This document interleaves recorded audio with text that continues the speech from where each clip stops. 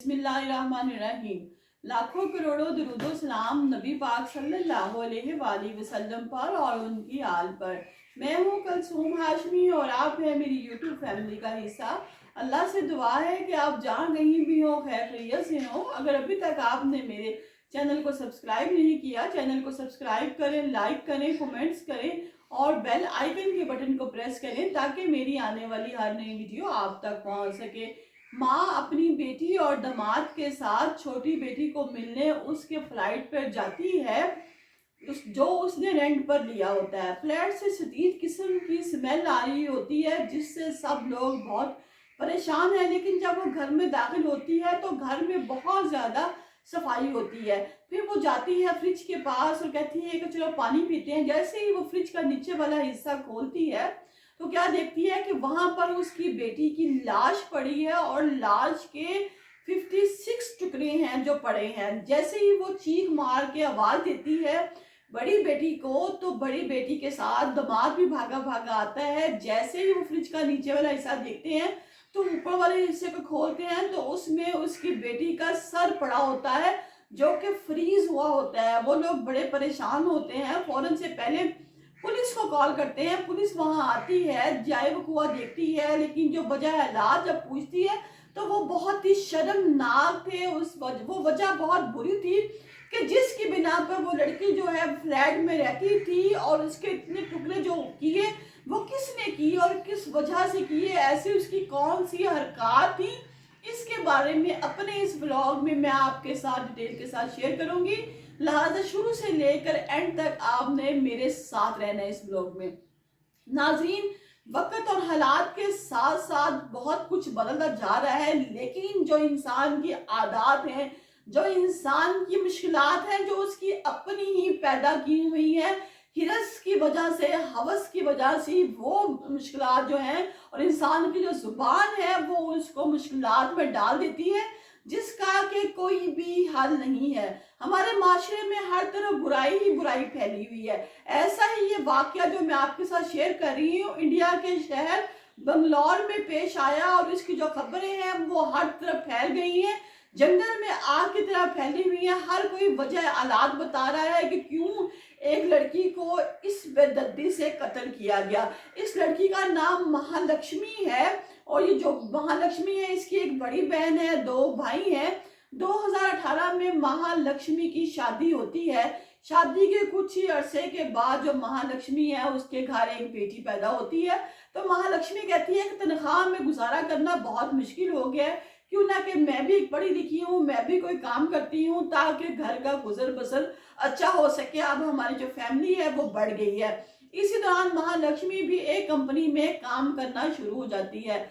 जब वो काम करना शुरू होती है तो आहिस्ता आहिस्ता उसका मियाँ ये महसूस करता है, उसको ये फील होता है कि अब जो हालात हैं वो और हो गए हैं, मेरी बीवी मुझे टाइम नहीं देती, टाइम की बजाय वो ज्यादातर फोन में बिजी रहती है, वहीं पे हंस हंस की बातें करती है और मुझसे लड़ती झगड़ती रहती है। वो उसको मना करता है। इसी मना करने के दौरान ही दोनों मियाँ बीवी में झगड़ा हो जाता है और एक दिन झगड़ा ऐसी नीयत का होता है कि दोनों एक दूसरे को मारने लग पड़ते हैं। महालक्ष्मी भी उसके मुंह पर थप्पड़ मारती है और अपनी बेटी को उठाकर अपनी माँ के घर आ जाती है और कहती है कि मैं अब उसके साथ नहीं रहूंगी, वो मुझे मारता है, लिहाजा मैं अपनी बेटी को लेकर आ गई हूँ। महालक्ष्मी के पीछे ही उसका मियाँ भी आ जाता है और आके बताता है कि इसका किसी के साथ कोई चक्कर है। मैंने महसूस किया है कि ये बहुत हंस के फोन पे बातें करती है, लेकिन मुझे समझ नहीं आ रही और मैं इसको रोकता हूँ तो आज इसने मुझे ही मारना शुरू कर दिया है और लिहाजा इसको समझाएं और मेरे साथ भेजें। जब पेरेंट्स को समझाते हैं लेकिन वो नहीं मानती है, कहती है कि मैं इसके साथ नहीं जाऊंगी, तो उसका मियाँ जो है वो उसको तलाक दे देता है और कहता है कि ठीक है तुम रहो अपनी माँ के घर, मुझे भी तुम्हें साथ लेकर नहीं जाना। यहाँ पे जो महालक्ष्मी है 4-5 माह अपनी माँ के साथ रहती है, तो इसके माँ बाप इसको बार बार कहते हैं कि तुमने ये क्यों किया, तुम किसके साथ राब्ते में हो। तो यहाँ पे भी महालक्ष्मी जो है इनसे नाराज होकर अपनी बेटी को लेकर फ्लैट में चली जाती है।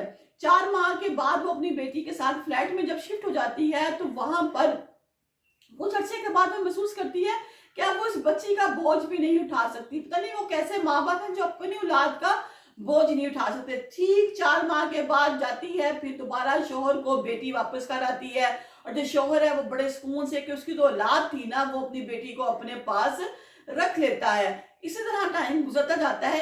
कुछ अरसे के बाद देखते हैं मोहल्ले वाले कि घर बंद है, ताला लगा हुआ है, लेकिन बहुत ज्यादा जो है वो स्मेल सी आ रही है, पता नहीं किस चीज की स्मेल है।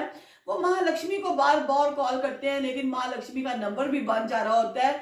जो उसने रेंट लिया था, उसमें जो उसने डॉक्यूमेंट्स दिए थे, गवाही दिलवाई थी, अपनी वालदा की दिलवाई थी, तो जो रेंट का मालिक है वो फोन करके महालक्ष्मी की माँ को बुलाता है कि आप आए। जो मोहल्ले में जो फ्लैट वाले लोग हैं आसपास के, वो कह रहे हैं कि बहुत ज्यादा स्मेल आ रही है, आकर चेक करें, देखें कि माँ लक्ष्मी कहाँ है और घर में क्या माजरा है।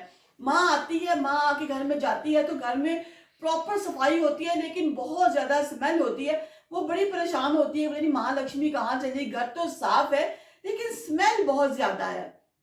इसी दौरान में वो कहते चले हम बैठ के पानी शानी पीते हैं, कुछ खाना चाना बनाते हैं, फ्रिज में से निकाल के महालक्ष्मी आएगी तो उसको अब हमने मिलकर ही जाना है, महालक्ष्मी के बगैर अब हम वापस नहीं जाएंगे। वो महालक्ष्मी के निजाम में जिन्हें हम खाना बनाते, सिर्फ वो फ्रिज खोलती है, फ्रिज का निचले वाला हिस्सा खोलती है तो देखती है कि वहां पर उसकी बेटी की डेड बॉडी पड़ी होती है, और डेड बॉडी भी इस हालत में पड़ी होती है कि उसके 59 टुकड़े किए जाते हैं, 59 टुकड़े किए जाते हैं। और जैसे ही वो चीख मारती है तो उसकी बड़ी बेटी आती है, तो वो फ्रिज का ऊपर वाला हिस्सा खोलती है तो देखती है कि वहां पर माँ लक्ष्मी का सर पड़ा होता है।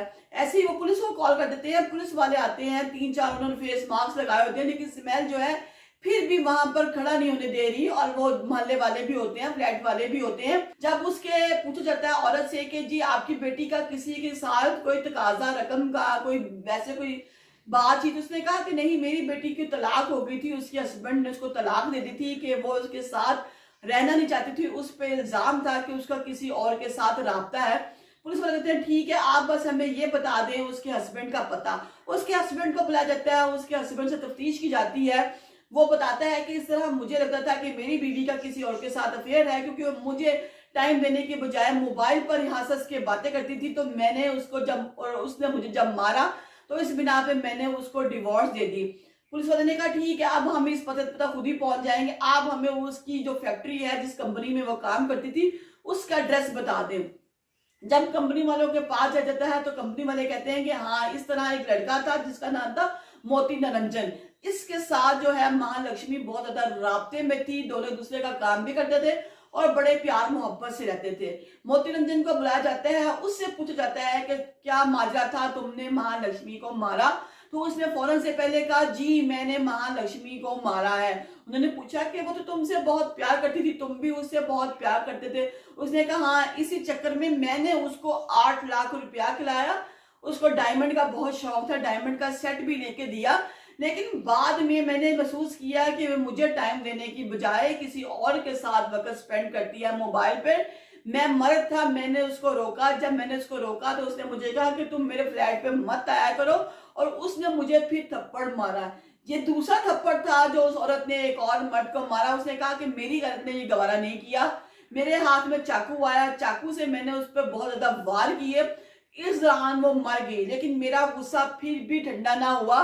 मैंने गुस्से की हालत में उसके 59 पीसेस कर दिए और उसके बाद उसको फ्रिज में रख दिया। इसलिए रखा कि अब मैं इसकी लाश को कैसे बाहर लेके जाऊंगा। मैं ऐसा करूंगा कि जब मैं बाहर जाता जाऊंगा इसकी लाश के पीस उठाता रहूंगा और 2-2 4-4 करके मैं बाहर किसी जगह पे फेंक दूंगा ताकि मेरे पे शक ना आए।